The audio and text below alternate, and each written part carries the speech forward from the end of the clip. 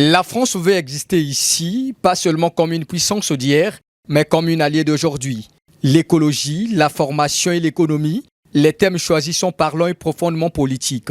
La mémoire devient un outil, l'écologie une clé et l'éducation une passerelle. Vous avez sans doute été invité à regarder ce qui est pour nous un peu le symbole de cet espace mémoriel qui est la rénovation du CEFRAD qui avance. Vous le voyez quand vous êtes de la Corniche, vous voyez de loin les travaux qui se poursuivent et qui nous aidera à construire un récit pour les jeunes.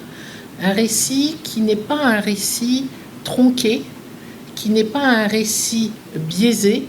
Et nous avons confié la rédaction de ce récit à un Congolais qui a fait un documentaire qui sera projeté en permanence au CEFRAD. Au-delà des symboles, une chose est sûre, la France veut être audible, crédible et visible. Elle ne parle pas seulement au Congo, elle parle au monde depuis Brazzaville. Mais dans cette orchestration bien huilée, la balle est aussi dans le corps congolais. Car un partenariat fut-il exigeant, ne se joue jamais en solo.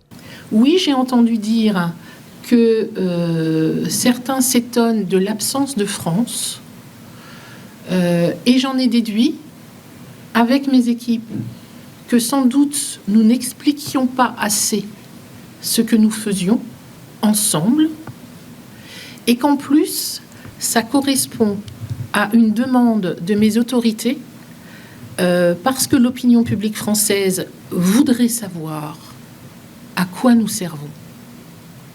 Eh bien, je me dis, à cette veille de 14 juillet, c'est le bon moment d'expliquer à vous, qui êtes des porte-paroles, le cadrage général, la présence de la France et ses finalités.